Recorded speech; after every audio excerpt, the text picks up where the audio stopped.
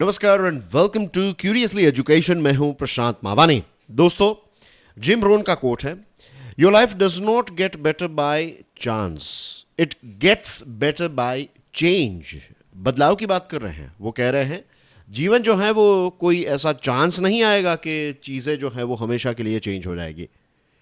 अगर हम अपने आप को चेंज करें, हमारा एटीट्यूड, हमारी सोच, हमारे काम करने का तरीका, ये सारी चीज़ों में अगर बदलाव लेने के लिए हम तैयार हैं, अगर ये साहस दिखाने के लिए तैयार हैं, तो जिम रोन एक बहुत ही फेमस मोटिवेशनल स्पीकर हैं। उनका कहना है कि हम जीवन को और अच्छा कर सकते हैं। It gets better by change. 6 अक्टूबर 2023 है आज, दिन है फ्राइडे। डियर फ्रेंड्स, हमारे टेबल पर हैं काफ़ी सारे इंटरेस्टिंग टॉपिक्स। राइट, सबसे पहले I would like to start today's discussion with this one.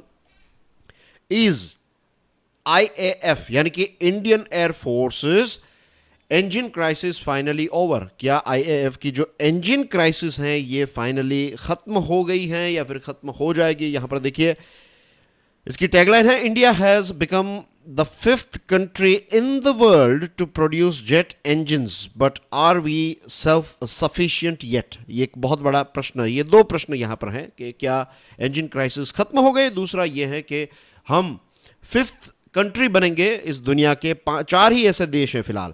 Right, आप जानते हैं उनके नाम, फिर से मैं यहाँ पर वो नाम आपके साथ शेयर कर रहा हूँ। राइट, इससे पहले भी हमने डिस्कस किया था इन नामों को, आपको पता भी है। शायद मैंने आपको प्रश्न भी पूछा था इस चीज़ को लेकर। And the last one is of course Russia. ये 4 ही ऐसे देश हैं फिलहाल जिनके पास जेट इंजन प्रोड्यूस करने की क्षमता है, टेक्नोलॉजी है। और 5वां जो है वो हमारा देश बनेगा। अब एक MOU साइन हुआ था जब हमारे प्राइम मिनिस्टर मोदी साहब जो है वो स्टेट विजिट के लिए USA गए थे। राइट, तो GE यानी कि जनरल इलेक्ट्रॉनिक्स एरोनॉटिक्स, ये USA की एक बहुत बड़ी कंपनी है और हमारे देश की एक बहुत ही फेमस सरकारी कंपनी है हल यानी कि हिंदुस्तान एरोनॉटिक्स लिमिटेड।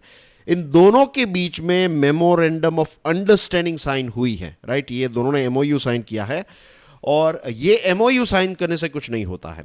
MOU के साथ साथ जो वहाँ की कांग्रेस है ना, US की, वहाँ की पार्लियामेंट, तो उनसे भी क्लियरेंस मिलना बहुत ही ज़रूरी है। और अच्छी बात यह है कि MOU साइन होते होते बैकड्रॉप में ये भी काम चल रहा था और US की कांग्रेस ने भी ग्रीन सिग्नल दे दिया है कि जो F414 जेट इंजन्स हैं, ये GE का इंजन है F414, तो इसका प्रोडक्शन हमारे देश भारत में किया जाएगा। अब USA जो है वो बहुत सारे देशों का बहुत पुराना मित्र देश है, जैसे कि Canada, UK, France etcetera.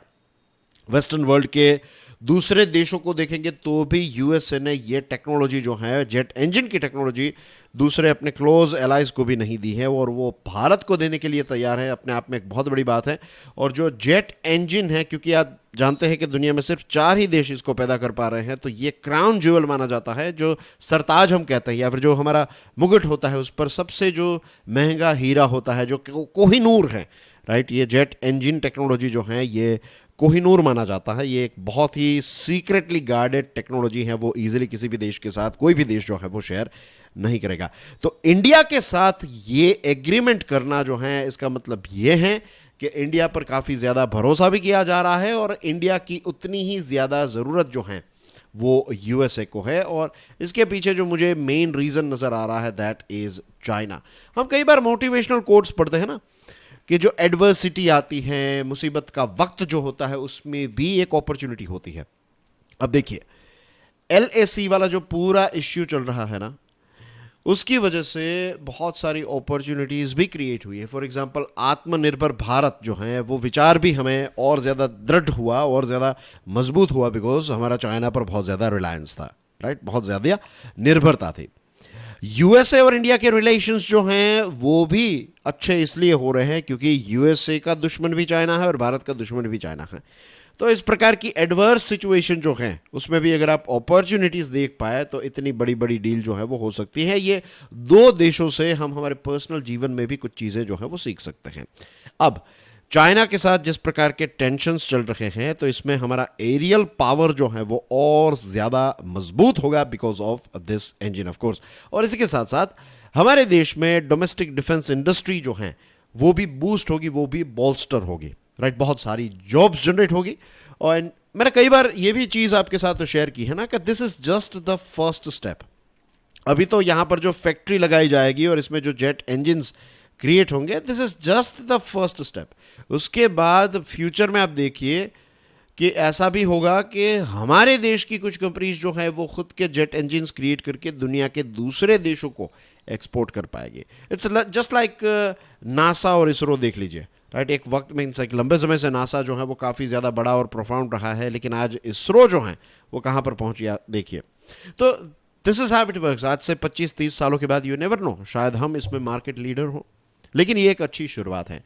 GE aerospace जो है ये 80% जितनी टेक्नोलॉजी जो है वो ट्रांसफर करेगा, जिसको ट्रांसफर ऑफ टेक्नोलॉजी एग्रीमेंट कहते हैं। तो ये F414 इंजन जो है इसकी 80% टेक्नोलॉजी हमारे देश में ट्रांसफर की जाएगी, और ये ट्रांसफर ऑफ टेक्नोलॉजी जो है ये एडवांस्ड मीडियम कॉम्बैट एयरक्राफ्ट में इसका इस्तेमाल किया जाएगा। हम तेजस का इस्तेमाल कर रहे हैं ना, वो मार्क 1 है, यानी कि फर्स्ट वर्जन है। अब LCA लाइट कॉम्बैट एयरक्राफ्ट तेजस मार्क 2 आने वाला है, और इसमें ये GE F414INS6 इंजन का इस्तेमाल होगा। ये INS6 जो है ये बेसिकली इंडिया के लिए थोड़े बहुत कस्टमाइजेशंस जो हैं वो इसमें किए गए हैं, तो इस प्रकार का इंजन होगा। और होपफुली एंड ऑफ 2024 यानी कि नेक्स्ट ईयर के अंत तक ये मार्क 2 जो नया तेजस 2.0 है ये सर्विस में भी आ जाएगा। ये जो LCA मार्क 2 जो है ये मिराज 2000 और मिग 29 को रिप्लेस करने वाला है, और GE F414 जो है ये जो पुराना इंजन है GE 404, तो इसको रिप्लेस करेगा ये नया इंजन। तो इससे हमारा जो तेजस है उसकी, ये तेजस मार्क 2 जो है तो उसकी रेंज काफ़ी ज़्यादा बढ़ जाएगी, सर्वाइवेबिलिटी काफ़ी बढ़ जाएगी, नेटवर्क सेंटरिंग कैपेसिटी जो है वो काफ़ी, तो ये और ज़्यादा घातक एयरक्राफ्ट हो जाएगा, समझ लीजिए। ये तो इंडिया और USA की बात हुई ना, ये पूरी डील। एक और इंटरेस्टिंग बात बताना चाहूँगा, एंड दैट इज़ कि इंडिया और फ्रांस ये दोनों देश जो हैं वो भी जेट इंजन को लेकर कोलैबोरेट कर सकते हैं। डिस्कशंस जो हैं वो चल रही हैं, बहुत ही एडवांस लेवल पर हैं, और होपफुली फ्यूचर में जब ये बात आप सुनने को मिले या फिर न्यूज़ में ये बात आए, तो आई एम श्योर अगर ये वीडियोस देख रहे हैं आप तो आपको उतना ज़्यादा शॉकिंग नहीं लगेगा। आपको इमैनुअल मैक्रोन और ये जो फ्लैग है ये दो चीज़ें होपफुली याद आएगी कि एक बार हमने इस चीज़ के बारे में डिस्कशन की थी कि फ्रांस के साथ भी भारत जो है वो इस प्रकार की डील करने वाला है। ये डील जो है वो अपने आप में, ये पार्टनरशिप जो है इंजन को लेकर, it's going to be a game changer. जैसा मैंने आपको बताया राइट कि हमारी इंडिजीनियस इकोसिस्टम जो है, डिफेंस इकोसिस्टम, वो और ज़्यादा नए लेवल पर पहुंच पाएगी। एक नया कदम रखने जा रहे हैं हम, एक नया फाउंडेशन जो है वो तैयार हो रहा है। दूसरी चीज़, एक कावेरी प्रोजेक्ट चल रहा था हमारे देश में, तो यहाँ पर हमने भी कोशिश की, भारत ने भी कोशिश की कि हम खुद हमारे जो कावेरी इंजन्स हैं हमारे देश के, मीन्स इंडिजीनियस इंजन्स हम बनाएं, लेकिन इसमें हम सफल नहीं हो पाए। अब जो कावेरी इंजन है तो उसमें थोड़ी बहुत हमें दूसरे देशों से भी मदद मिली है, और अभी जो घातक ड्रोन्स हैं उसमें इसका इस्तेमाल किया जा रहा है, but they are not that successful, remember this thing. But this one is going to be a game changer as you know now, right. तो आई होप ये टॉपिक अब आपका क्लियर हो चुका है। पहले जब ये चीज़ें खबरें आई थी तो उस समय पर भी हमने इसको डिस्कस किया था, अब एड ऑन के तौर पर भी इसको अच्छी तरीके से समझ लिया है। तो आई एम श्योर अब कोई इस चीज़ को लेकर, ये जो IF वाला है या फिर ये GE और हल का जो MOU है इसके साथ जुड़ी हुई बहुत सारी डिटेल्स जो हैं वो अब आपको पता चल गई है। Is it dear friends? Now dear friends let's talk about another topic. आगे बढ़े उससे पहले डियर फ्रेंड्स बहुत ही क्विकली नए स्टूडेंट्स को मैं ये इन्फॉर्म करना चाहता हूँ, ये एक इंट्रोडक्शन है कि ये जो सीरीज़ है ना डियर फ्रेंड्स, ये सीरीज़ आपके डेली करंट अफेयर्स का एक डोज है, और करंट अफेयर्स में अच्छी ग्रिप का एक ही सॉल्यूशन है, consistency, right. Consistency breeds mastery. आपको एवरी सिंगल डे ये वीडियो देखना पड़ेगा। इसी के साथ I would also like to inform you कि इस वीडियो को देखने के लिए किसी भी प्रकार की एक्सपर्टीज की ज़रूरत नहीं है, बस आप इसको देखते जाइए, धीरे धीरे करके चीज़ें जो हैं वो आपको समझ में आ जाएगी। आप कोई भी करंट अफेयर का वीडियो देखेंगे, राइट, इस प्रकार की सीरीज़ अगर देखेंगे तो पहले दिन में बहुत सारी चीज़ें ऐसी होगी जो आपको पता नहीं चलेगी, राइट, लेकिन थोड़ा वक्त लगेगा। इट विल टेक 7 days, कई बार डिपेंड्स कि आपका प्री एग्जिस्टिंग नॉलेज जो है वो आपकी कितनी है। अगर आपको एक लंबे समय से न्यूज़पेपर्स आप थोड़े बहुत पढ़ते आए हैं, चीज़ों को लेकर अवेयर हैं, तो बहुत सारी चीज़ों को आप रिलेट कर पाएंगे, वरना वक्त लग सकता है, लेकिन इट्स ओके, राइट। कोई चिंता नहीं ना कीजिए, राइट, जस्ट इसको फॉलो करना स्टार्ट कर दीजिए and you will see A difference. And इसी के साथ मैं एक और चीज़ यहाँ पर इन्फॉर्म करना चाहूँगा कि अगर डियर फ्रेंड्स कोई ऐसे स्टूडेंट्स हैं, लेट्स से वो अभी स्कूल में पढ़ाई कर रहे हैं या फिर कॉलेज अभी उन्होंने स्टार्ट की है या फिर कॉलेज में पढ़ाई कर रहे हैं, उनको अगर सिविल सर्विसेज की तैयारी करनी है तो ये एक परफेक्ट सीरीज़ रहेगी कि वो आज से ही इसको देखना स्टार्ट कर दीजिए। तो I live it on your description. अगर आपके ध्यान में ऐसे कोई स्टूडेंट्स हैं तो उनके साथ इसको शेयर ज़रूर कीजिएगा। And if you want to get in touch with me, right, तो ये जो वीडियो है इसके डिस्क्रिप्शन में मेरे कुछ सोशल मीडिया के हैंडल्स की लिंक्स दी गई हैं, और अगर आपको मुझे कोई मैसेज करना है डायरेक्टली और चाहते हैं जल्द से जल्द मैं आपको रिप्लाई करूं तो Telegram is the source, right. तो टेलीग्राम पर मुझे आप एक हमारा चैट ग्रुप है वहाँ पर मैसेज ड्रॉप कर दीजिए, मैं जल्द से जल्द उसको रिप्लाई कर देता हूँ। वरना इंस्टा, फेसबुक और इन सारी चीज़ें जो हैं तो I am not that much into all those things, right. उससे अच्छा है कि मैं 2 आर्टिकल्स पढ़ लूँ। Now dear friends, let's talk about another interesting topic. ये जो महिलाओं का एक बिल, जो महिलाओं को रिजर्वेशन देने वाला एक जो बिल पास किया गया है, उसके साथ जुड़ा हुआ टॉपिक है। ये जो बिल है इसका नाम है विमेंस रिजर्वेशन बिल, और प्रेसिडेंट जो है उन्होंने इस पर सिग्नेचर कर दिए हैं। एंड कॉन्स्टिट्यूशन अमेंडमेंट की अगर बात आए तो याद रखना है this is 106th amendment, right, act 106th amendment act. आपको डायरेक्टली ऐसा प्रश्न भी पूछा जाएगा, ये पूछा जाता है, राइट, एमसीक्यू ऐसे पूछे जाते हैं कि अभी जो विमेंस रिजर्वेशन वाला बिल आया तो किस कॉन्स्टिट्यूशन, या फिर ऐसा भी पूछा जाए, मीन्स ऐसा होगा कि विमेंस रिजर्वेशन बिल जो है उसमें कौन सा कॉन्स्टिट्यूशनल अमेंडमेंट हुआ, 106, 107, 5th या फिर 4th, इस प्रकार का। या फिर डायरेक्टली ऐसा प्रश्न भी आ सकता है कि 106th अमेंडमेंट जो है वो किस चीज़ के साथ जुड़ा हुआ है, महिलाओं के रिजर्वेशन के साथ, SC ST रिजर्वेशन के साथ, या फिर कोई और ऑप्शंस दिए जाएंगे, तो आपको पता होना चाहिए it is about this one, right.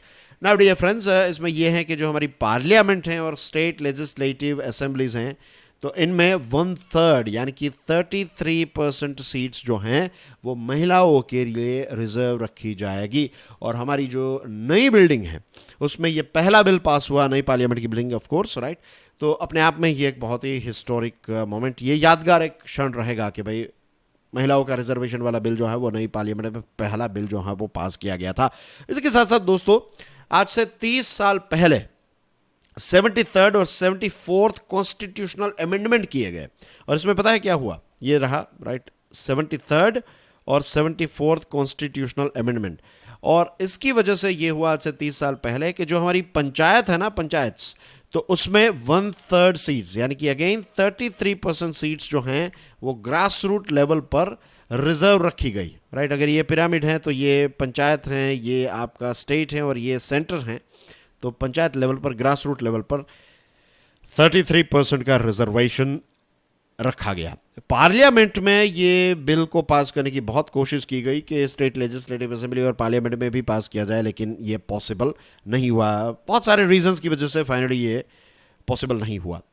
Anyways, तो जो महिलाएं हैं उनके लिए SC ST बैकवर्ड क्लासेस की महिलाएं जो हैं तो उनके लिए भी सीट्स रिजर्व रखी गई। तो ये हॉरिजॉन्टल और वर्टिकल दोनों प्रकार का रिजर्वेशन जो है वो मिलता रहा। और इसके बाद ग्रास रूट लेवल पर बहुत सारे पॉजिटिव बदलाव जो है वो हमें देखने को मिला है, और ख़ास करके 50% जितनी जो पंचायत है वहाँ पर आपको महिला लीडर्स देखने को मिलती है, which is a very good thing, right. और ये अमेंडमेंट के बाद ये सारे बदलाव जो हैं वो काफ़ी ज़्यादा आए हैं। और जैसे मैंने आपको बताया कि ये वर्टिकल और हॉरिजॉन्टल रिजर्वेशंस जो हैं वो दिया गया। वर्टिकल यानी कि आप समझ लीजिए SC ST OBCs का अगर हम ऐसे हॉरिजॉन्टल बना लें, राइट, या फिर ऐसे वर्टिकल आप बना सकते हैं SC STs और OBCs, और यहाँ पर जो हॉरिजॉन्टल है दैट इज़ महिलाएं।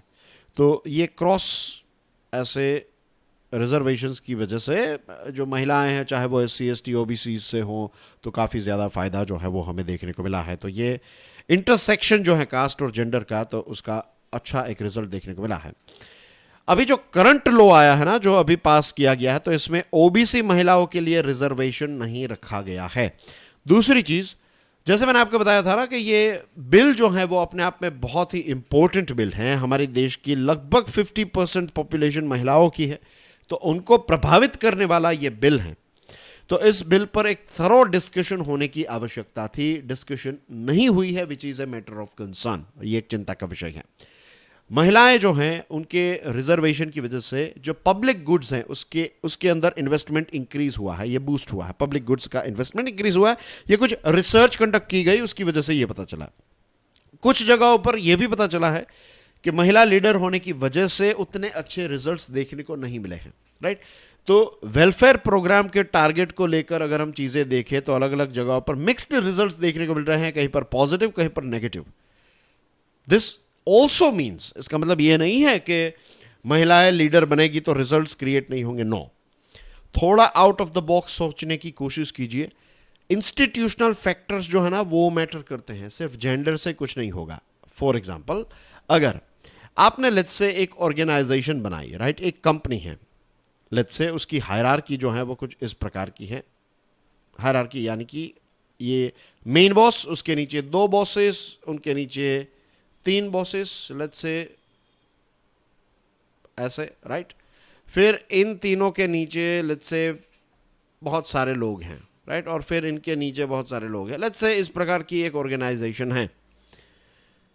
अब ये ऑर्गेनाइजेशन जो है उसमें जो टॉप लेवल पर हैं वो महिला हैं, यहाँ पर भी महिला है, यहाँ पर भी महिला है, बहुत सारी महिलाएं हैं यहाँ पर। पुरुष जो है वो बहुत कम है, मेल्स काफ़ी कम है, बाकी सारी जगहों पर महिला हैं। तो इसका मतलब ये नहीं है कि ये ऑर्गेनाइजेशन सक्सेसफुल ही हो जाएगी। और अगर आप अदर वे राउंड कर दें, जहाँ पर फीमेल्स है वहाँ पर मेल्स बिठा दें, और जहाँ पर मेल्स है वहाँ पर फीमेल्स बिठा दें, तो भी कोई ऐसी गारंटी नहीं है कि ये ऑर्गेनाइजेशन सक्सेसफुल हो जाएगी। ये हायरार्की और ये सारी चीज़ें इंपॉर्टेंट रहती है, डिवीजन ऑफ वर्क और इन सारी चीज़ों के लिए, लेकिन इससे भी एक सटल चीज़ है, that is the culture of company. Culture और स्ट्रक्चर, ये 2 चीज़ें कि काम किस प्रकार का वहाँ पर किया जा रहा है, राइट, कैसे एटीट्यूड वाले लोगों को उसमें रिक्रूट किया जा रहा है, क्या क्या चीज़ें हैं। तो इंस्टीट्यूशनल फैक्टर्स जो होते हैं ना इस प्रकार के, वो बहुत मैटर करते हैं। जेंडर या फिर मीन्स ये सारी चीज़ों का थोड़ा बहुत इम्पैक्ट होता रहता है, लेकिन सबसे इंपॉर्टेंट चीज़ें हैं इंस्टीट्यूशनल फैक्टर्स। तो ये चीज़ों पर हमें जोर देने की ज़रूरत है, ओके। दूसरी चीज़, अगर हम ये पंचायत के 30 सालों का अनुभव देखें तो ये 30 सालों का अनुभव जो है उसको नए बिल में ऐड करने की ज़रूरत है कि क्या क्या चीज़ें इसमें, क्या पॉजिटिव बेनिफिट्स रखे, क्या चीज़ें जो हैं उसको इम्प्रूव किया जा सकता है, बेस्ट प्रैक्टिसेस क्या है, इसको इम्प्लीमेंट किया जा सकता है, थिंग्स लाइक दैट। तो इस पर और ज़्यादा डिस्कशन करने की ज़रूरत थी, लेकिन उतनी ज़्यादा डिस्कशन नहीं हुई है। चलो, सारी पार्टीज ने इसको सपोर्ट किया, अच्छी बात है, लेकिन इस पर और ज़्यादा विचार विमर्श होने की ज़रूरत थी। कॉन्स्टिट्यूशनल अमेंडमेंट्स जो हैं खास करके इस प्रकार के, तो उसमें डिस्कशन और एनालिसिस के इंपॉर्टेंस जो है वो काफ़ी ज़्यादा बढ़ जाता है ना डियर फ्रेंड्स।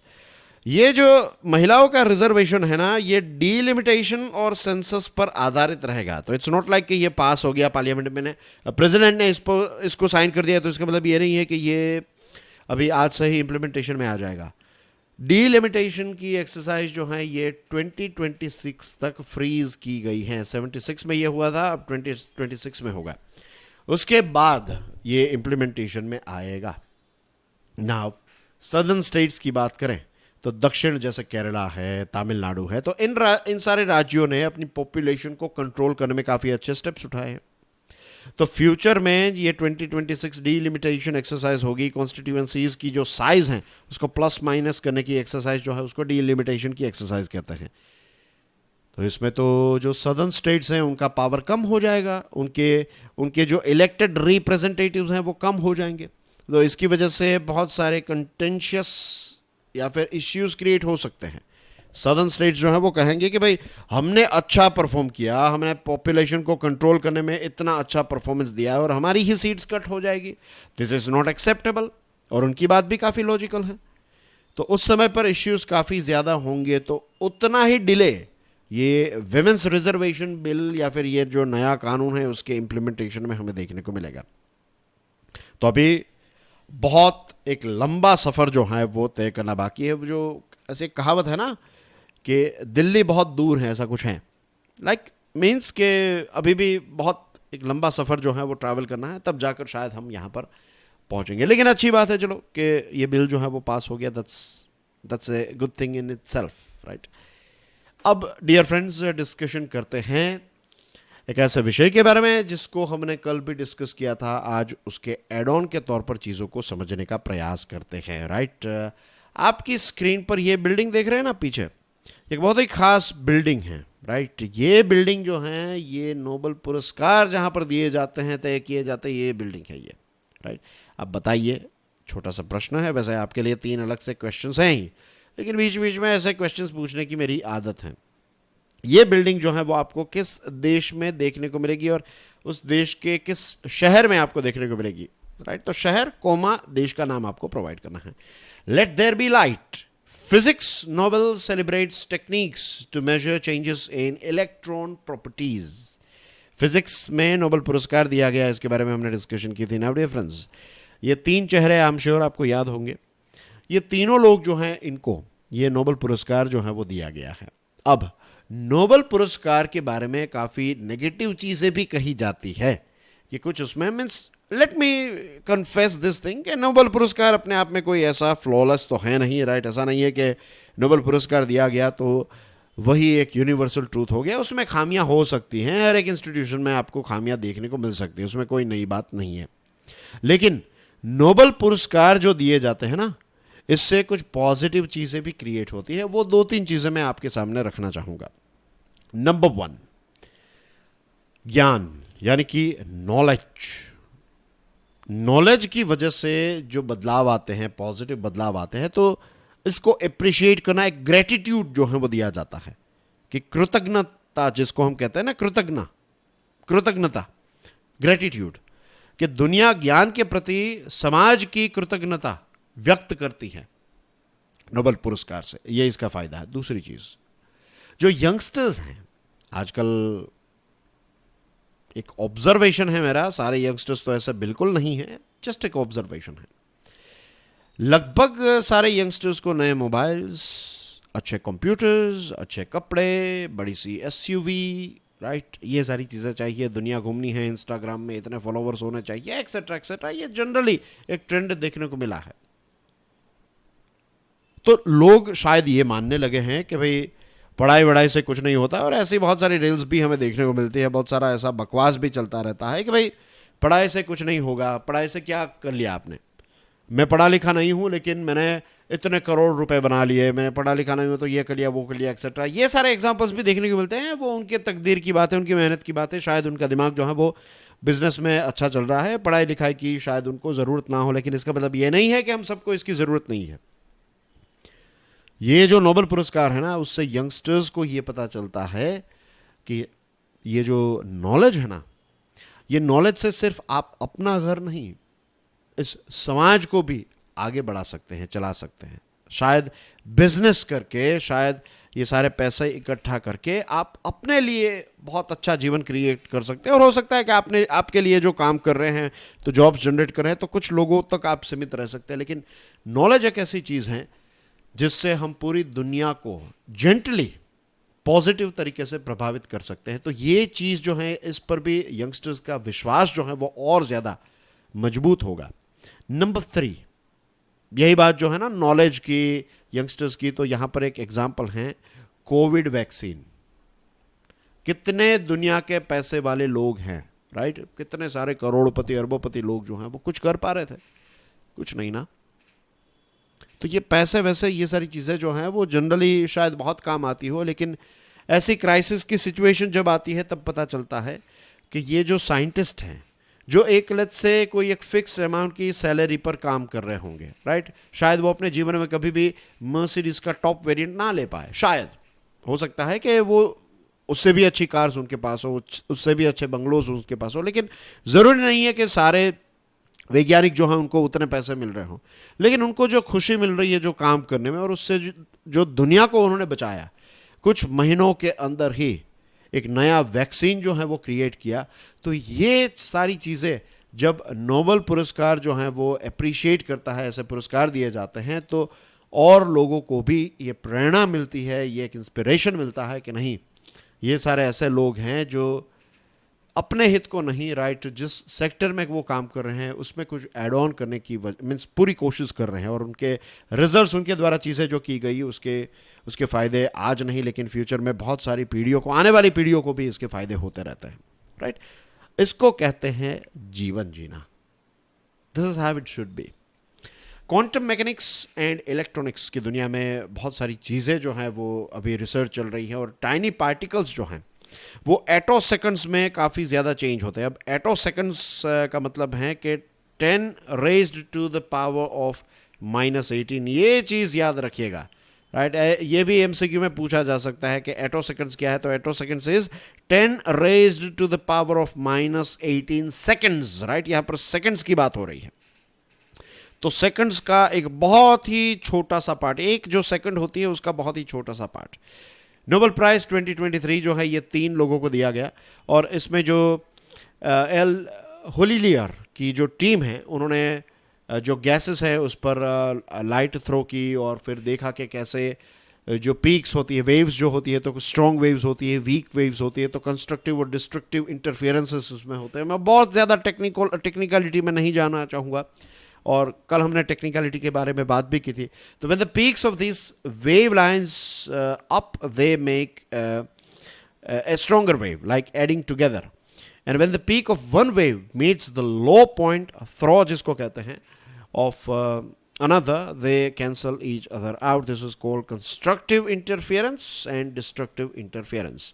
और ये टाइमिंग जो है वेव इंटरैक्शंस का, तो ये 8 सेकंड्स में बर्स्ट्स होते रहते हैं इसके. तो यहाँ पर जो ब्रेक थ्रू किया है, एक नया इन्वेंशन किया है, तो इससे सुपर फास्ट फिजिक्स में एक मीन्स ये एक सुपर फास्ट फिजिक्स में अपने आप में एक बहुत बड़ा ब्रेक थ्रू, एक नया इन्वेंशन है. 2001 में ये जो एगोस्तीनी साहब हैं, तो उनकी टीम ने 250 8 सेकंड्स लाइट पल्सेस जो हैं इनको रजिस्टर किया. और यहाँ पर क्रोविज साहब जो हैं, तो उनकी टीम ने सिंगल पल्स जो है वो 650 8 सेकंड्स में रजिस्टर किया. तो ये तीनों ने मिलकर जो इस क्षेत्र में काम किया है, उस ऐसा नहीं है कि कल से कोई नए प्रोडक्ट्स हमें बाजार में देखने को मिलेंगे, लेकिन इन्होंने ये सुपरफास्ट फिजिक्स में जो चीज़ें ऐड ऑन की है, तो बायोकेमिस्ट्री में, डायग्नोस्टिक्स में, सुपर कंडक्टिविटी में, मैन्युफैक्चरिंग में, ये चीज़ें जो हैं वो आने वाले भविष्य में बहुत ज़्यादा काम आने वाली हैं. और 8 सेकंड की डिस्कवरीज जो हैं, इससे बहुत सारे एक्साइटिंग पोटेंशियल्स जो हैं वो अनलॉक होंगे इस क्षेत्र में. तो ये है इनका बड़ा कंट्रीब्यूशन, और अच्छा हुआ कि इनको नोबेल पुरस्कार मिला, ताकि दुनिया को भी एक इंस्पिरेशन मिलेगी. Now dear friends, let's talk about a very interesting article again. It's about civil services, right? Civil servants asked to follow nation first always mantra, कि हमेशा जो हमारा देश है उसको सबसे पहले आगे रखिए, right? Nation first always first, ये एक formula prime minister Narendra Modi साहब ने दिया था. और हमारे जो union minister of state for personnel public grievances and pension, ये हैं डॉक्टर जितेंद्र सिंह साहब. और दोस्तों, डॉक्टर जितेंद्र सिंह साहब जिस मिनिस्ट्री को रिप्रेजेंट कर रहे हैं, यहाँ पर जो जूनियर मिनिस्टर हैं इस मिनिस्ट्री के, union minister of state for personnel public grievances and pension, तो ये डायरेक्टली जो IAS, IPS, ये सिविल सर्विसेज जो है ना, उनके साथ डील करने वाली एक मिनिस्ट्री है. प्रमोशन और बहुत सारी चीज़ें जो हैं वो इस मिनिस्ट्री के द्वारा हैंडल की जाती है. Personnel public grievances and pension, उनको हटाना है, तो बहुत सारी चीज़ें. तो डायरेक्टली इस सिविल सर्विसेज के साथ जुड़े हुए जो एक ये जो क्षेत्र है सिविल सर्विसेज का, तो उनके डायरेक्ट एक मिनिस्टर जो हैं, उन्होंने सिविल सर्वेंट्स को ये एड्रेस दिया है कि आपको ये अप्रोच, देश की सेवा के लिए अगर कोई अप्रोच चाहिए, तो that is nation first always first. इस अप्रोच से आप आगे बढ़ेंगे, इस अप्रोच से अगर तैयारी करेंगे, इस अप्रोच से तैयारी के बाद सिलेक्शन हो गया, तो इस अप्रोच से सेवा करेंगे, तो आप आगे ही बढ़ते जाएंगे, क्योंकि सरकार इसी प्रकार की सिस्टम क्रिएट कर रही है. एक department of administrative reforms and public grievances, DARPG, ये एक कॉन्फ्रेंस थी, 25th regional conference on good governance, इस पर कॉन्फ्रेंस थी. और 2 दिनों की ये कॉन्फ्रेंस को एड्रेस करते हुए मिनिस्टर साहब ने ये बात बताई. यूनियन मिनिस्टर ने ये भी कहा, the maximum governance minimum government policy has been translated into reality by digital empowerment of citizens. A confident India is manifest in the strides in science and technology, infrastructure, digital empowerment of citizens. ये सारे अलग अलग क्षेत्रों में हमें देखने को मिल रहा है कि सरकार जो है वो मैक्सिमम गवर्नेंस और मिनिमम गवर्नमेंट पॉलिसी को फॉलो कर रही है. कि जो बहुत सारे जो अननेसेसरी स्टेप्स हैं उनको हटाया जा रहा है, right. Digital technology, digital empowerment किया जा रहा है सिटीजन्स का, तो बहुत सारी चीज़ें ऐसी हो रही है। रही बात हमारे देश भारत या फिर इंडिया की, तो वो कह रहे हैं कि अब हम विकसित भारत का एक बेस जो है वो तैयार कर रहे हैं, राइट। फ्यूचर में 2047 का टारगेट यह है कि हमारा देश 2047 तक एक डेवलप्ड देश बन जाएगा। डेवलप्ड देश का बेसिक क्या है? सबसे पहली बात आती है सिक्योरिटी। हमारा देश जो है वो सिक्योर होगा, इंटरनली और एक्सटर्नली काफी ताकतवर हो जाएगा। दूसरी चीज, हर एक सिटीजन जो है उसको कॉन्स्टिट्यूशन में जो राइट्स लिखे गए हैं वो सारे के सारे राइट्स वो प्रैक्टिकली एंजॉय कर पाएंगे। अभी क्या है कि सारे राइट्स लिखे गए हैं लेकिन वो प्रैक्टिकल इंप्लीमेंटेशन में अभी भी बहुत सारी खामियां, बहुत बड़ा गैप है। हर एक व्यक्ति के पास लेट्स से जॉब होगी, अगर जॉब नहीं है फॉर वट एवर रीजन, तो सरकार की तरफ से उसको मदद मिल रही होगी। कोई भी व्यक्ति लाचार फील नहीं करेगा, राइट। मेडिकल फैसिलिटीज सभी के लिए होगी, अच्छे रास्ते होंगे, सबसे इंपॉर्टेंट अच्छा एनवायरनमेंट होगा, clean air, water, soil, noise pollution नहीं होगा। ये एक डेवलप्ड देश होता है। सिर्फ हमारे देश में लोगों के पास पैसे आ जाए तो उसका मतलब ये नहीं है कि हम डेवलप देश हो गए। इसका एग्जांपल मैं देना चाहूँगा। हम देखते हैं ना, ख़ास करके शादी ब्याह के मामलों में एक ऐसा परिवार है, लेट्स से एक ऐसा फैमिली है जो बहुत ही वेल्थी है, उनके पास बहुत सारी वेल्थ है, फार्म हाउसेस हैं, बड़े बंगले हैं, क्या नहीं है उनके पास। लेकिन किसी ने मर्डर किया है, कोई लड़का जो है उस परिवार का वो महिलाओं की छेड़खानी करने के केस उसके ऊपर चल रहे हैं। जो महिलाएं हैं उस पर्टिकुलर घर की, तो वो चोरी वोरी करने के केसेस चल रहे हैं। पैसे हैं उनके पास, बहुत सारे पैसे, लेकिन इस प्रकार का परिवार है। तो क्या इस परिवार को हम कह सकते हैं कि ये बहुत ही अच्छा परिवार है? ऑफ कोर्स नहीं। लेकिन एक दूसरा परिवार ऐसा है जिसमें लेट्स से सारे के सारे मेंबर्स, लेट्स से 5 मेंबर्स हैं, तो 5 के 5 मेंबर्स जो हैं वो एजुकेटेड हैं। वो कुछ लोग जॉब कर रहे हैं, इसमें 2 लोग जॉब कर रहे हैं, बाकी के लोग जो एक स्टडीज़ कर रहा है, लेट्स से 2 लोग जो है वो एक प्रोफेशन में है, एक बिजनेस कर रहा है कोई, राइट। अपना टैक्स पे कर रहे हैं, एजुकेटेड हैं, हेल्थी हैं, इंश्योरेंस है उनके पास, अच्छे पड़ोसी हैं, ये सारी क्वालिटीज़ हैं। तो वी कैन से कि दिस फैमिली, उनके पास इतनी वेल्थ नहीं है, शायद हो सकता है कि ये 100 करोड़ रुपए इनके पास हो और इनके पास टोटल इनकी एसेट जो है ये 2 करोड़ की हो, लेकिन लोग इस प्रकार के परिवार को पसंद करेंगे। द रीज़न इज़ क्योंकि यहाँ पर एक बैलेंस देखने को मिलता है। Same thing goes with the country as well. Country के पास ज़्यादा वेल्थ है, उसका मतलब ये नहीं है कि वेल्थ इज़ इंपॉर्टेंट, लेकिन वेल्थ इज़ नॉट एवरीथिंग, चाहे वो पर्सनल लाइफ हो चाहे वो नेशनल लाइफ हो। तो भारत जो एक विकसित भारत जो हमें देखना चाहिए, बनाना चाहिए, जो हमें सपना या फिर गोल होना चाहिए, वो कुछ इस प्रकार का गोल होना चाहिए, एक बैलेंस्ड इंडिया। मॉडर्न टेक्नोलॉजी का इम्प्लीमेंटेशन किया जा रहा है। इस मॉडर्न टेक्नोलॉजी के माध्यम से गवर्नेंस और सर्विस की डिलीवरी काफ़ी अच्छी हो चुकी है। आप देख लीजिए, जनधन योजना है, जैम ट्रिनिटी के माध्यम से चीज़ें हो गई, डायरेक्ट बेनिफिट ट्रांसफ़र, बहुत सारी चीज़ें। एस्पिरेशनल डिस्ट्रिक्ट्स, पहले जो कहते थे ना पिछड़ा हुआ जिला, अब इट इटसेल्फ मीन्स पिछड़ा हुआ जिला जो है ना वो एक नेगेटिव मीन्स सीड लेवल पर देखे तो एक नेगेटिव एक एटीट्यूड से या फिर एक नेगेटिव पॉइंट ऑफ व्यू से चीज़ों को हैंडल करने की बात है। लेकिन एस्पिरेशनल आप कहें ना तो थिंकिंग ही चेंज हो जाती है कि भाई हम पिछड़े हुए नहीं हैं, हम एस्पिरेशनल हैं। See the difference, right.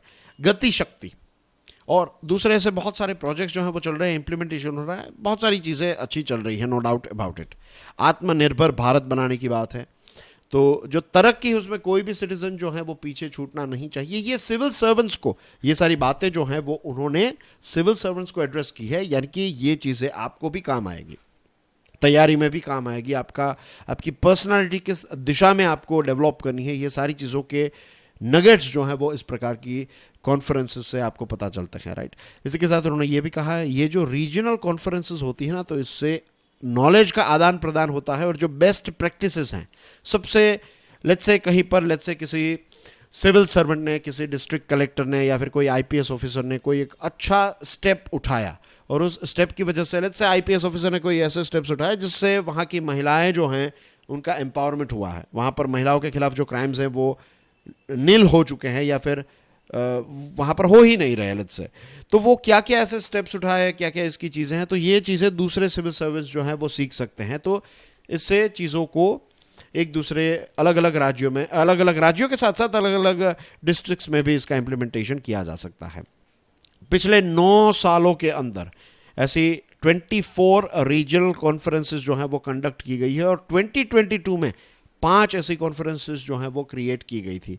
तो इससे काफ़ी अच्छा बूस्ट मिल रहा है और सिविल सर्विसेज जो हैं उसको भी रिबूट किया जा रहा है, उसको भी अपग्रेड किया जा रहा है, ताकि समय के साथ सिविल सर्विसेज में भी उतने पॉजिटिव चेंजेस आते रहें और आने भी चाहिए। ये अपग्रेडेड ही होनी चाहिए, समय के मीन्स थोड़ा आगे होनी चाहिए compare to means what it is now. And then we have this one, monsoon woes, right. ये वाला टॉपिक जो है ये मॉनसून के साथ जुड़ा हुआ है। काफ़ी इंटरेस्टिंग फैक्ट्स एंड फिगर्स आपको यहाँ पर देखने को मिलेंगे। Let's talk about it in detail. Monsoon woes, dear friends, आप में से एक स्टूडेंट ने शायद ये प्रश्न भी पूछा था, उनको एक डाउट था राइट इसको लेकर, और लकीली आज मुझे ये आर्टिकल मिला।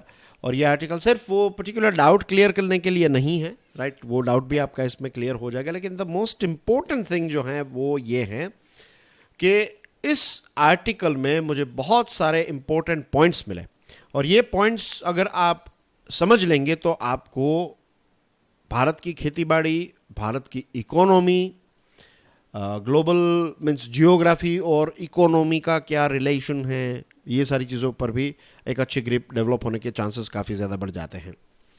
2018 के बाद ये जो लेटेस्ट मीन्स अभी का जो साल चल रहा है ना, ये एक चिंता का विषय रहा, क्योंकि 2018 में जो कम बारिश हुई वैसे ही कम बारिश जो है वो इस साल हमें देखने को मिली। और अगस्त महीना जो है हमारे देश का, ये एक सदी के अंदर पिछले 100 सालों के अगस्त महीनों की एवरेज आप निकालेंगे तो सबसे ड्राइएस्ट अगर अगस्त महीना रहा तो ये 2023 का रहा। अल नीनियो को ब्लेम किया जा रहा है, अल नीनियो की इफेक्ट की वजह से। नाउ डियर फ्रेंड्स, अल नीनियो कोई नया टॉपिक तो है नहीं। बहुत ही क्विकली ऊपर जो है ये नॉर्मल ईयर वाला समय है। तो नॉर्मल ईयर में क्या होता है, ये पैसिफिक ओशियन जो है ना, इक्वेटोरियल पैसिफिक ओशियन, ये 0 डिग्री वाली लाइन जहाँ से निकलती है रफली स्पीकिंग, ये वाला इक्वेटोरियल बेल्ट जो है, तो यहाँ पर गर्म पानी जो है समंदर का वो ऑस्ट्रेलिया और इंडोनेशिया के आसपास इन सारी जगहों पर, ये पेपुआ न्यू गिनी और इन सारे क्षेत्रों में ज़्यादा देखने को मिलता है। और यहाँ का पानी जो होता है वो थोड़ा ठंडा रहता है, right, comparing to this one, ये गर्म और यहाँ पर ठंडा पानी। अल नीनियो में क्या होता है कि हवाएं जो हैं वो रिवर्स हो जाती हैं। पहले क्या था इसमें, देखिए कि हवाएं जो हैं वो इस दिशा में बढ़ रही है, तो सरफेस लेवल का, सरफेस पर जो सतह पर पानी है गर्म पानी, वो इधर इकट्ठा हो जाता है, और यहाँ पर नीचे वाला पानी जो है ठंडा रहता है वो ऊपर आ जाता है। और यहाँ पर चीज़ें रिवर्स हो जाती हैं, जो तेज़ हवाएं जो हैं ये सरफेस विंड को इस तरफ ले जा, मीन सरफेस, ये जो विंड है इसकी वजह से सरफेस वाला पानी जो है गर्म पानी वो यहाँ पर इकट्ठा हो जाता है और यहाँ पर ठंडा पानी होता है। और ये सिचुएशन जब होती है तो इसको अल नीनियो कहते हैं। आज भी हमारे पास ये कोई परफेक्ट ऐसा कोई मैकेनिज्म नहीं है, परफेक्ट ऐसी कोई चीज़ नहीं जिससे हम ये कह सकें कि अल नीनियो की एग्जैक्ट पैटर्न क्या है, कि कितने सालों के बाद अल नीनियो आएगा ही आएगा, राइट। अभी ये बहुत ही इरेटिक है, कभी आता है नहीं आता है, तो ये है। लेकिन अल नीनियो में ये होता है। अब जब अल नीनियो वाला साल होता है, जब गर्म पानी यहाँ पर अमेरिका के आसपास, दक्षिण अमेरिका और उत्तर अमेरिका के आसपास इकट्ठा होता है, तो ऑस्ट्रेलिया का ये वाला पोर्शन, भारत का ये वाला पोर्शन, इन सारे क्षेत्रों के अंदर बारिश जो है वो बहुत कम होती है, राइट, सूखा पड़ने के चांसेस बढ़ जाते हैं। तो हमारे यहाँ पर ये जो चीज़ हुई है उसके पीछे अल नीनियो को ही रीज़न बताया जाता है। Now dear friends, pay attention to this one. ये एक लाइन से आप भारत की इकोनॉमी को काफ़ी अच्छी तरीके से समझ सकते हैं, जियोग्राफी को और इकोनॉमी को। मॉनसून सीजन जो हैं, जिसमें साउथ वेस्ट हवाएं जो हैं ये मॉनसून की बारिश जो है उसको लेकर आती है, मॉनसून सीजन। तो हमारे देश में जो रेनफॉल है, तो 70% जितना रेनफॉल जो है वो एक ही सीजन में हमें मिल जाता है मॉनसून में। एक नॉर्थ ईस्ट मॉनसून भी, मॉनसून नहीं लेकिन नॉर्थ ईस्ट मॉनसून ही, north east monsoon, south west और नॉर्थ ईस्ट मॉनसून, ये विंटर टाइम का रेनफॉल होता है, राइट, हमारे देश का। और तमिलनाडु के बारे में हम बात कर रहे थे ना, कावेरी के बारे में, तब मैंने आपको इसका एक इमेज भी दिखाया था। अब हमारे यहाँ पर क्या है, ये एक जियोग्राफी के साथ जुड़ी हुई चीज़ है, राइट। 70% रेनफॉल जो है वो मानसून में होता है, और मानसून अगर ख़राब है या फिर ड्राउट वाली सिचुएशन है तो इसकी इम्पैक्ट इकोनॉमी पर आती है। क्यों पता है? क्योंकि आज भी हमारे देश में टोटल जो खेती बाड़ी की जितनी ज़मीन है, लेट्स से कि ये बॉक्स खेती बाड़ी की टोटल ज़मीन को रिप्रेजेंट करता है, तो उसमें से 50% या फिर 50% से ज़्यादा ज़मीन जो है उसमें इरिगेशन की यानी कि सिंचाई की फैसिलिटी नहीं है। डायरेक्टली बारिश अगर होगी तो फसल अच्छी होगी, बारिश कम होगी तो फसल खराब होगी। फसल अच्छी नहीं होगी तो फूड की प्राइस जो है वो इंक्रीज हो जाएगी, महंगाई बढ़ेगी, राइट। और उसके बाद किसानों की इनकम कम होगी, किसानों की इनकम कम होगी तो ग्रामीण क्षेत्र जो है वहाँ पर लोगों के हाथ में पैसे कम होंगे। ग्रामीण क्षेत्र में पैसे कम है तो अर्बन एरिया में जो चीज़ें बनाई जाती हैं, फैक्ट्रीज में जो चीज़ें बनाई जाती हैं, उनकी डिमांड कम होगी। फैक्ट्रीज में फैक्ट्री का जो प्रोडक्शन होगा, अगर उनके प्रोडक्ट्स की डिमांड कम होगी, दैट मीन्स कि जॉब्स उतनी ज़्यादा आवश्यकता नहीं होगी। जॉब्स ज़्यादा नहीं होगी तो फिर लोगों की इनकम पर इम्पैक्ट आएगी, तो लोग सरकार को पैसे खर्च करने पड़ेंगे। तो एज यू कैन सी ये पूरी हमारी एक चीज़, राइट, बारिश कम हुई और देखिए कैसा चेन रिएक्शन जो है वो पूरी इकोनॉमी में स्टार्ट हो जाता है। तो फूड प्रोडक्शन डायरेक्टली प्रभावित होता है। एक तरफ जॉब और ये सारी चीज़ें नहीं है और ऊपर से चीज़ें जो है वो महंगी हो जाएगी, तो लोगों का गुस्सा जो है वो सरकार के ऊपर आएगा। तो आप समझिए सरकार में बैठना इतना इजी नहीं है। सभी को अच्छा लगता है कि मोदी साहब के आसपास इतनी सारी गाड़ियाँ और सिक्योरिटी, ये सारी चीज़ें, लेकिन वो प्रेशर हैंडल करना और इतने सारे इश्यूज और ऐसी ऐसी चीज़ें हैं जो आपके हाथ में ही नहीं है। और सिर्फ मोदी साहब की बात नहीं है, यहाँ पर किसी भी राज्य के सीएम को ले लीजिए या फिर किसी भी देश के पीएम प्रेसिडेंट को ले लीजिए, it's always very very challenging to be in the government. दूसरी चीज़, फिर सरकार राइस, व्हीट, शुगर, इन सारी चीज़ों के एक्सपोर्ट्स पर भी एक ब्रेक लगा देती हैं। तो आप सोचेंगे इससे तो अच्छा है, हमारे देश को फ़ायदा होगा, सरकार ब्रेक लगा देगी। लेकिन जस्ट इमेजिन कि अगर यहाँ पर दालों का प्रोडक्शन कम हुआ है और हम दालें जो हैं लेट्स से अफ्रीका से मंगवाते हैं, और अफ्रीका में अगर दालों का प्रोडक्शन कम हुआ, हमारे यहाँ पर कम हुआ, वहाँ पर भी कम हुआ, तो उस समय पर अगर अफ्रीका के कुछ देशों की सरकार ये ब्रेक्स लगा देगी या फिर बैन्स लगा देगी या फिर इंपोर्ट ड्यूटीज बढ़ा देगी, तब हमें कैसा लगेगा? समझे आप? तो आज भले ही राइस का प्रोडक्शन हमारे यहाँ पर हो रहा है, व्हीट में हो रहा है, शुगर का एक्सपोर्ट्स हम बंद कर दें, दूसरे देशों पर इसकी इम्पैक्ट है, लेकिन कुछ चीज़ें हम वहाँ से यहाँ पर मंगवा रहे हैं, उसकी इम्पैक्ट हमें भी फील होगी। अब 2022 का जो मानसून था ये जो IMD है उसका रिपोर्ट ये है कि 2022 monsoon at 94% of long term average. जो लॉन्ग टर्म एवरेज है हमारी, राइट, जो बारिश की एक एवरेज निकाली जाती है, 50 सालों का एक कैलकुलेशन किया जाता है और एक एवरेज निकाली जाती है कि हमारे देश में ऑन एन एवरेज इतनी बारिश होती है। तो let's say 100 centimetre let's say अगर हैं, राइट, तो अगर 100 mm है, सॉरी, बारिश की एवरेज 100 mm है लेट्स से, तो अगर 94 mm बारिश हुई है ऑन एन एवरेज, तो क्या होगा? 94%, इज़न्ट इट? अगर तो क्या होगा कि 6% का डेफिसिट हमें देखने को मिलेगा। और 100 mm की जगह पर लेट्स से 101 mm बारिश हुई ऑन एन एवरेज, तो क्या करेंगे हम कि 1% का सरप्लस बारिश हुई, राइट। तो 2018 का आंकड़ा और इस साल का आंकड़ा जो है वो काफ़ी ज़्यादा मिलता जुलता हमें नज़र आया है। ड्यूटी फ्री पल्सेस अब अलाउ किए हैं क्योंकि पल्सेस का प्रोडक्शन कम होगा। तो जो एग्जांपल मैंने आपको दिया ना, ये भी चीज़ हमें ध्यान में रखनी है। शुगर, राइस, इन सारी चीज़ों पर हमने एक ब्रेक लगाई है। IMD का प्रेडिक्शन ये है कि अक्टूबर और दिसंबर के बीच में जो बारिश होती है, this is going to be normal. तो सदर्न रीजन में, नॉर्थ ईस्टर्न रीजन में बारिश होगी, तो इसकी वजह से फसलें जो हैं उनको पैदा करने के चांसेस जो हैं वो इस क्षेत्र में, इन क्षेत्रों में काफ़ी ज़्यादा बढ़ जाएंगे। लेकिन इरेटिक रेनफॉल जो है ये एक लॉन्ग टर्म सॉल्यूशन की डिमांड करता है, right.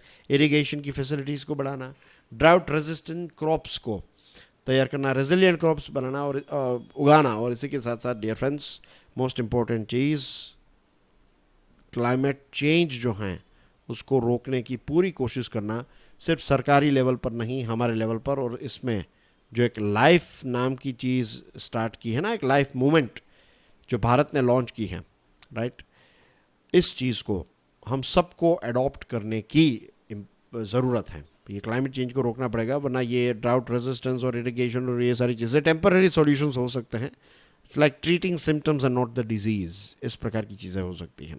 Right, here we go, this are the questions here. Number 1 question ये है कि अभी एक ऐसा देश है जिसकी पार्लियामेंट ने अपने देश को इंटरनेशनल क्रिमिनल कोर्ट का मेंबर बनाने में तो ग्रीन सिग्नल दिया है, लेकिन इस देश की पार्लियामेंट ने यह कहा कि वो व्लादिमीर पुतिन जो हैं उनको अरेस्ट नहीं करेंगे। कोई ऐसी गारंटी नहीं है कि वो इनको अरेस्ट करेंगे, डिटेन करेंगे।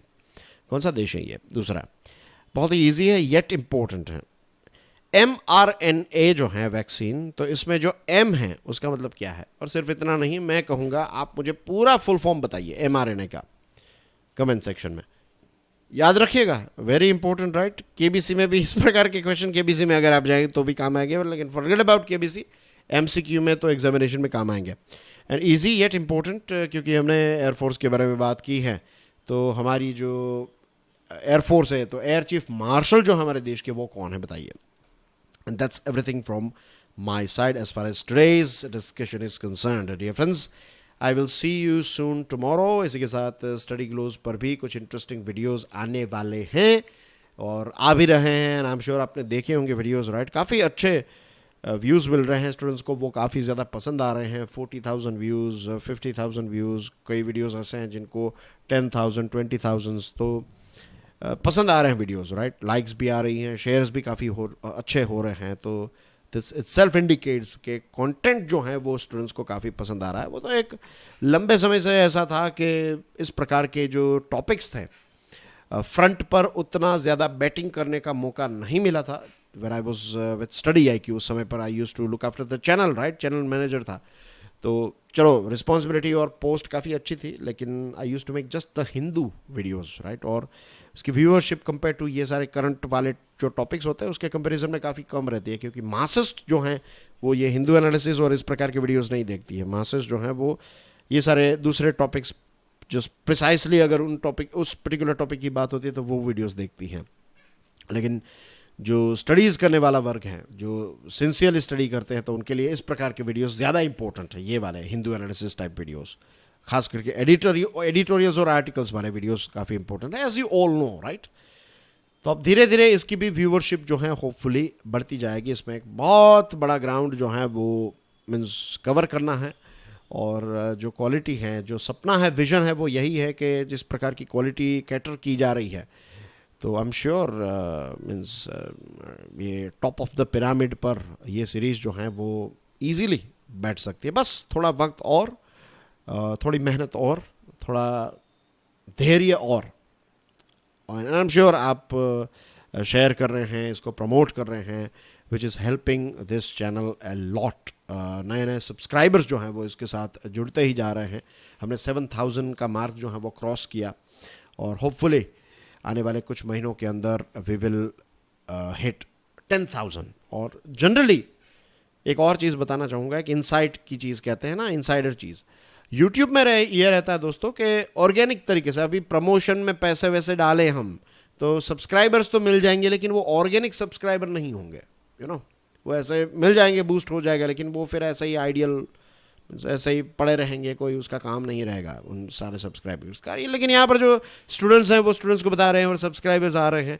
तो यहाँ पर मैंने जितना भी ग्रोथ हुआ है क्यूरियसली एजुकेशन का, वो ऑर्गेनिक ग्रोथ हुआ, और उसके पीछे मेन रीजंस हैं आपने ही इसको शेयर किया है, इसकी वजह से यूट्यूब इसको शेयर कर रहा है। तो मैं बेसिकली ये बात बता रहा था कि एक यूट्यूब में ये चीज़ कही जाती है, यूट्यूब इंडस्ट्री में, कि 0 से लेकर 10,000 की जर्नी जो होती है ना किसी भी यूट्यूबर की या फिर किसी भी चैनल की, वो सबसे ज़्यादा डिफ़िकल्ट जर्नी होती है, राइट। सबसे ज़्यादा डिफ़िकल्ट जर्नी होती है, और इसको सुसाइडल जर्नी भी कहते हैं, क्योंकि यही 0 से लेकर 10K के बीच का जो रास्ता है ना, इसमें बहुत सारी चैनल्स जो हैं वो बंद हो जाती हैं। दूसरी चीज़, राइट, लंबे समय से मैं तो यूट्यूब में हूँ ही, स्टडी IQ के साथ था, उससे पहले एक खुद की चैनल बनाई थी, लेकिन उस समय पर उतना अनुभव नहीं था, और उस समय पर कुछ ऐसा इश्यूज हो गए थे, उसकी वजह से उसको कंटिन्यू नहीं कर पाए। 2016 की बात है, वो चैनल आपको शायद नहीं मिलेगी, लेकिन उस समय के means I started making videos at that point of time. 2016 से स्टार्ट किया था यूट्यूब मैंने। Then I join Study IQ and then Curiously Education, right. ये अपनी खुद की चैनल हमने लॉन्च की। तो यूट्यूब में तो एक लंबे समय से हूँ, लेकिन आज सिचुएशन ऐसी है ना कि ये सिस्टम ऐसी हो चुकी है कि हम अभी यहाँ पर बस रूट्स जो हैं उसको स्प्रेड कर रहे हैं। यहाँ पर अभी आसपास बहुत बड़े बड़े पेड़ उग चुके हैं, राइट। बहुत बड़ी बड़ी चैनल्स, बहुत बड़े बड़े पेड़ उग चुके हैं, और इनकी वजह से क्या होता है पता है? जो धूप मिलनी चाहिए ना एक छोटे से प्लांट को, वो धूप नहीं मिल पाती है। You know what I mean? समझ गए ना आप? लेकिन कोई बात नहीं, कोई इश्यू नहीं, हिम्मत हारने वालों में से हम हैं ही नहीं, राइट। कोशिश करते रहेंगे, मेहनत करते रहेंगे, और होपफुली एक दिन हम भी एक बड़ा पेड़ बनेंगे। और उस समय पर आई विल मेक श्योर कि उस समय पर ऐसे जो छोटे छोटे जो ऐसे नए नए ग्रीन जो शूट्स बाहर निकल रहे हैं, तो आई विल मेक श्योर कि उनको धूप, पानी, फर्टिलाइज़र, ये सारी चीज़ें जो हैं वो एक बड़ा सा पेड़ जो होगा जिसके रूट्स बहुत ही डीप हो गए क्यूरियसली एजुकेशन के, तो it will launch and it will help other channels as well, right. ये एक सपना है।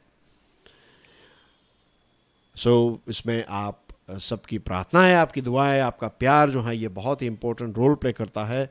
मैं ये चीज़ें जो हैं वो मार्केटिंग के लिए आपको नहीं बता रहा हूँ, राइट।